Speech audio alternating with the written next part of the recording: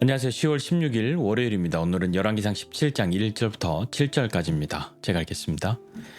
길르앗에 우거하는 자 중에 디셉 사람 엘리야가 아합에게 말하되 내가 섬기는 이스라엘의 하나님 여호와께서 살아계심을 두고 맹세하노니 내 말이 없으면 수년 동안 비도 이슬도 있지 아니하리라 하니라. 여호와의 말씀이 엘리야에게 임하여 이르시되 너는 여기서 떠나 동쪽으로 가서 요단 앞 그릿시내가에 숨고 그 시냇물을 마시라. 내가 까마귀들에게 명령하여 거기서 너를 먹이게 하리라. 그가 여호와의 말씀과 같이 하여 곧 가서 요단 앞 그릿시내가에 머물매 까마귀들이 아침에도 떡과 고기를 저녁에도 떡과 고기를 가져왔고 그가 시냇물을 마셨으나 땅에 비가 내리지 아니하므로 얼마 후에 그 시내가 마르니라. 아멘. 열왕기상 17장이 시작되고요. 우리가 이제 잘 아는 엘리야의 이야기가 시작됩니다.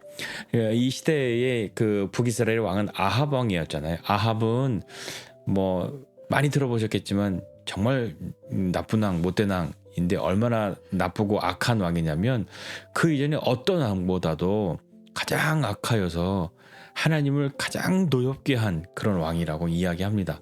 그는 어떤 사람이었을까요? 사마리아에서 22년간 다스리고요.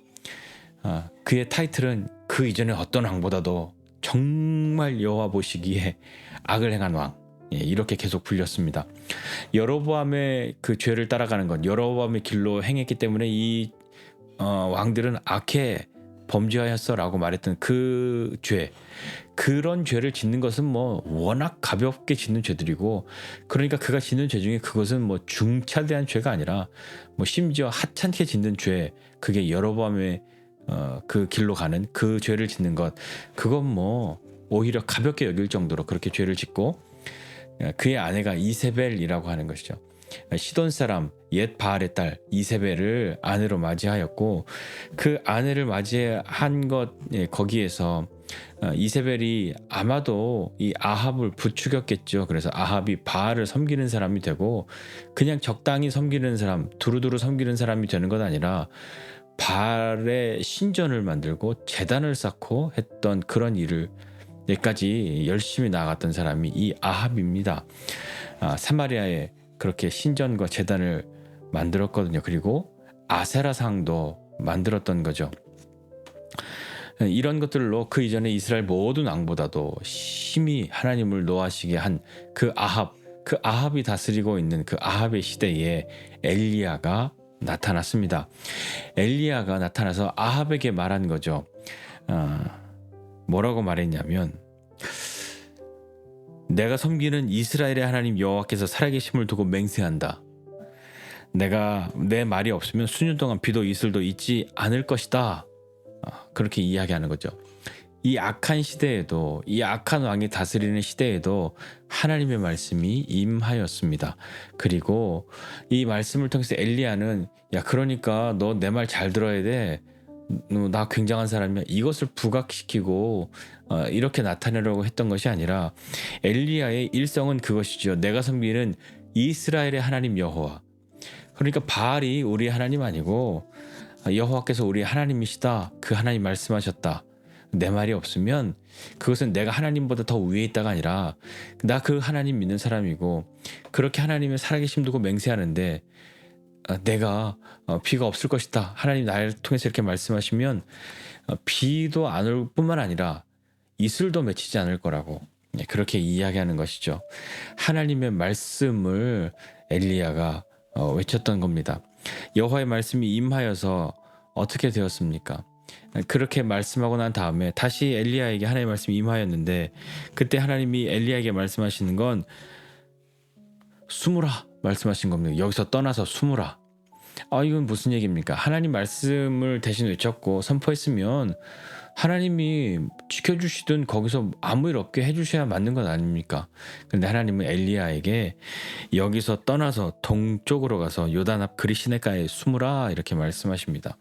가서 숨고 그 시냇물을 마시고, 그릿시내가에 있으니까 그 시냇물을 마시고, 내가 까마귀들에게 명령해서 거기서 너를 먹이게 할 거다. 그렇게 하나님 말씀하십니다. 하나님이 엘리야를 통하여서 엘리야가 아합에게 하나님 말씀을 외쳤는데, 그 다음에 하나님이 엘리야에게 말씀하시기를 너는 내 말을 들으라. 순종하라라고 말씀하시는 그 내용이 떠나서 숨고 거기 시냇물 마시고 내가 주는 것 까마귀들을 통해서 먹일 테니까 거기 있으라라고 하시는 것이죠. 어떻게 보면 하나님께서 엘리야에게 순종을 요구하시는 것 아닙니까? 그럴 때 엘리야, 우리가 엘리야라고 생각해 보시면 아까 제가 말씀드린 것처럼 하나님 왜 숨어요? 내가 뭐 거짓말한 것도 아니고 이렇게 이야기하는지 하나님 제가 여기서 좀 멋있는 하나님의 사람으로 그렇게 좀 잘 보이도록 그렇게 해주지 않습니까? 왜 숨습니까? 라고 그렇게 말하고 싶지 않았겠습니까? 하나님의 우리에게 순종을 요구하실 때 거듭거듭 말씀드리지만 우리가 하나님의 뜻을 다 이해했기 때문에 순종하는 것은 아니죠. 우리가 어찌 하나님의 뜻을 얼만큼 이해했다고 하나님 이렇게 말씀하시는 거 보니까 이렇게 하실 거구나. 제가 다 이해했어요. 그러니까 하나님 그 정도면 제가 순종해 드릴 수 있죠. 이렇게 하는 것이 순종이 아니지 않습니까? 이해했기 때문이 아니라요. 하나님을 신뢰하기 때문에 순종하는 거죠. 또 순종했기 때문에 마침내 하나님 말씀이 깨달아지는 것 아닙니까? 하나님께서 그렇게 순종을 요구하시는데 엘리야는 어떻게 했습니까? 5절에 보니까 그가 여호와의 말씀과 같이 하여 이렇게 성경에 기록하고 있습니다. 우리에게 필요한 것은 다른 것이 아닙니다. 하나님 설명해 주세요. 그것이 아니라 여호와의 말씀과 같이 그렇게 하여인 것이죠. 그렇게 어떻게 했습니까? 엘리야는 요단 앞 그리시네가에 가서 머물었고요. 거기에서 까마귀들이 아침에도 떡과 고기를 저녁에도 떡과 고기를 가져왔습니다. 그것으로 먹었죠. 그 강물을 마셨죠. 그런데 시냇물을 마셨지만 그 땅에 비가 내리지 않았기 때문에 얼마 후에 그 시내도 말라버리게 된 그 이야기가 오늘의 본문의 이야기입니다. 그렇다면 오늘 엘리야가 이렇게 하나님의 뜻에 순종해서 그 시냇가에 머물고 거기에서 하나님이 까마귀들을 통해서 주시는 것으로 먹고 그리고 그 시냇물을 마셨는데 비가 내리지 않아서 그 시내도 곧 말랐습니다. 그 메마른 시내를 보면서 엘리야는 무슨 생각을 했을까요?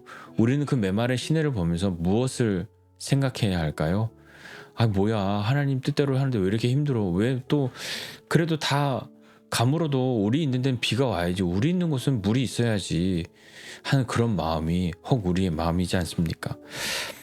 하나님의 말씀에 순종했더니요, 하나님이 말씀하신 대로 비가 내리지 않을 것이다, 이슬도 없을 것이다 라고 했던 그것이 마침내 지금 이루어지고 있는 것을 보고 있는 것 아닙니까? 말씀에 순종했더니 하나님의 말씀대로 이루어지는 것을 경험하게 되는 것이죠. 엘리야가 있었던 때는 지금까지 그 어떤 때보다도 가장 악한 그런 시대에 엘리야가 놓여져 있습니다. 아합의 그 시대에 하나님의 말씀이 임하였다는 것, 그 악한 시대에는 하나님도 이건 안 되겠다 그렇게 버려두시는 것이 아니라 그 악한 시대에도 하나님은 말씀하십니다. 엘리야에게 말씀하시죠. 그리고 엘리야가 그 말씀에 순종했더니 하나님의 약속대로 하나님께서 그 일을 하실 것이라는 것을 경험하게 되는 것이죠. 그런데 오늘 나와 있는 이 아합은요, 엘리야는 하나님의 말씀에 순종하며 나갔지만 이 아합은 하나님의 말씀을 따르기에 전혀 적합하지 않은 그런 마음의 상태를 가지고 있지 않습니까? 아합은 시돈 사람 옛 바알의 딸 이세벨과 결혼하였습니다. 이세벨이 앞서도 말씀드렸지만 그 앞서 다른 왕들도 솔로몬도 마찬가지, 와이프가 엄청 막 이렇게 부추기고 달달 볶고 하니까, 그리고 언젠가는 이 아합도 그래서 바알을 섬기는 사람으로 넘어가 버리게 된 것이죠. 신전과 제단을 쌓았고요. 그리고 아세라상이 즐비한 것 정도는 이거는 말할 것도 아닌 그냥 너무나도 보편적이고 자연스러운 당연한 것이 되어버린 그런 시대에 살아가고 있단 말입니다. 그때의 아합이 어떻게 하나님의 말씀을 듣고 하나님의 말씀을 들은 듯 어떻게 하나님의 말씀을 순종할 수 있는 마음의 밭이 그에게 있었겠습니까? 이러한 때에 엘리야가 일어나서 여호와의 말씀이 어떤 것인지 말하면서 그의 일성은 내가 섬기는 이스라엘의 하나님 여호와입니다.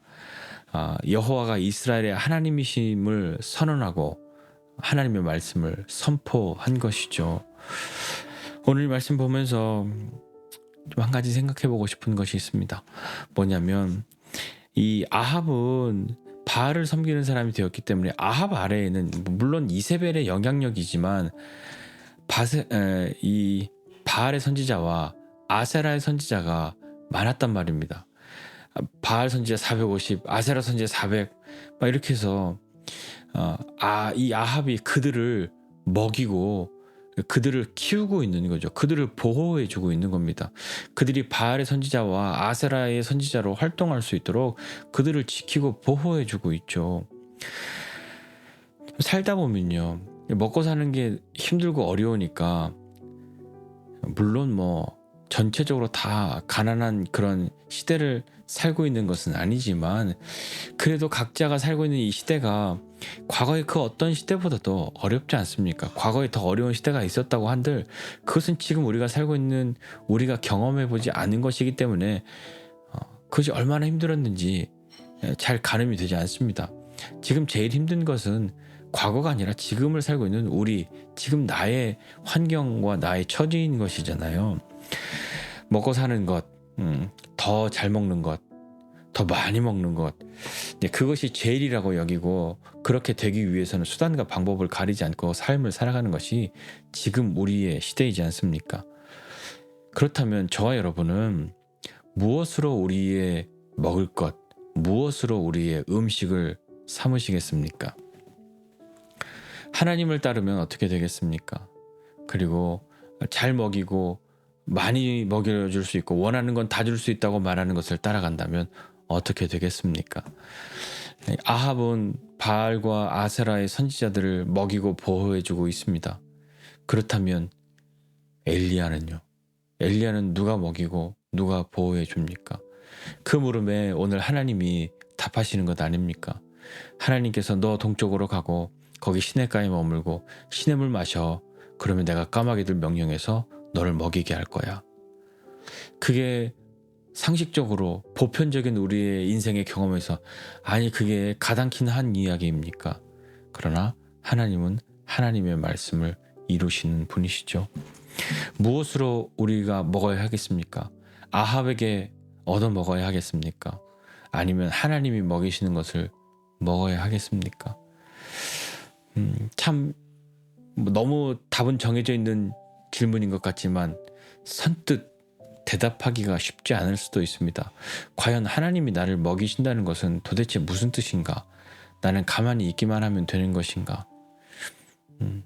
다른 사람들은 다 자기가 원하는 것을 찾고 다 더 많은 것을, 더 좋은 것을 취하고 원하는 것은 다 수단과 방법을 가리지 않고 그것으로 서로를 비교하고 뺏고 빼앗기는 일들을 하고 있는 이 세상을 살아가는 내가 과연 하나님이 먹이시는 것을 바라고 살 수 있는 세상인가? 라고 하는 물음에 있어서 우리는 쉽게 답을 할 수도 있고 쉽게 답이 내려지지 않는데 라고 할 수도 있을 겁니다. 그런데 예수님은 제자들을 향해서 나 먹을 거 있다 라고 말씀하셨습니다. 요한복음 4장 34절에 예수님 이렇게 말씀하셨죠. 예수님께서 나의 양식은 나를 보내신 이의 뜻을 행하며 그의 일을 온전히 이루는 이것이니라. 우리는 무엇으로 우리 양식을 삼아야 하겠습니까? 많은 돈입니까? 아니면 뭐 남들에게 자랑할 수 있는 그 어떤 것을 많이 가지고 있는 것, 그것입니까? 과연 우리의 양식은 무엇입니까? 그 양식은 누가 줄 수 있는 것입니까? 그 물음에 오늘 엘리야에게 행하시는 하나님의 일을 보고 예수님께서 제자들에게 말씀하신 것을 생각해 보면서 우리는 무엇을 먹어야 하는가? 나는 무엇을 먹고 싶어 하는 사람인가? 생각해 보면서 오늘 하루도 우리가 믿음으로 삶을 살아가는 사람 되어야 하지 않겠습니까? 믿음으로 삶을 살아간다는 것은 그냥 가만히 있으면서 아무것도 하지 않아도 하나님이 알아서 하셔. 난 그걸 기대해. 그걸 기다려. 그것도 어떻게 보면 대단한 믿음입니다만 과연 그것이 하나님이 기뻐하시는 믿음일 것인가? 라는 것을 생각해 볼 때에 하나님께 한번 물어야 하지 않겠습니까? 하나님이 괜히 우리에게 인생을 허락해 주신 것은 아닐 겁니다. 오늘 우리는 좀 남다른 것을 먹어야 하지 않습니까? 다들 사람들이 좋은 것 먹고 이게 가장 좋은 것이라고 말하는 것, 그것을 먹는 것으로 자랑하는 때에 정말 우리는 특별한 건 먹어야 하지 않겠습니까? 우리 양식은 무엇입니까? 그 양식을 누가 먹여주십니까? 우리 주님이 주시는 것을 먹는 사람, 그리고 하나님의 뜻을 행하고 그 일을 온전히 이루는 것으로 양식을 삼을 수 있는 그런 저와 여러분 모두가 되시기를 주님의 이름으로 부탁드립니다. 기도하겠습니다. 하나님 아버지, 은혜와 사랑을 감사드립니다. 하나님, 이제 10월도 벌써 중순이 되어 점점 가을로 무르익어가는 이 시간들을 보내고 있습니다. 하나님, 우리는 어떤 것을 맺어야 하는 사람인지 다시 한번 생각해보고 주님의 것을 맺을 수 있는 믿음의 사람들 다 되게 하여 주옵소서. 그러한 때에 주님, 우리가 얼마나 악한 시대를 살아가고 있던지 그때에도 하나님이 변함없이 말씀하신다는 것과, 그리고 그 세상이 우리를 먹이고 보호해주고 하는 것이 아니라 하나님이 우리를 먹이시고 보호하신다는 것을 알고, 우리의 양식은 세상의 양식이 우리의 양식이 아니요 우리를 보내신 그분의 뜻을 행하고 그 일을 온전히 이루는 것으로 양식을 삼을 수 있는, 기꺼이 그것이 우리의 양식임을 고백할 수 있는, 그것으로 우리가 자라남을 고백하는 믿음의 사람 되기를 오늘도 주님 앞에 구하오니 주님 우리에게 은혜를 더하여 주시옵소서. 믿음으로 승리하는 오늘 하루 되도록 주님 함께하여 주시고 우리 가운데에 오늘도 역사하여 주시옵소서. 감사드리고 예수님의 이름으로 기도드립니다. 아멘.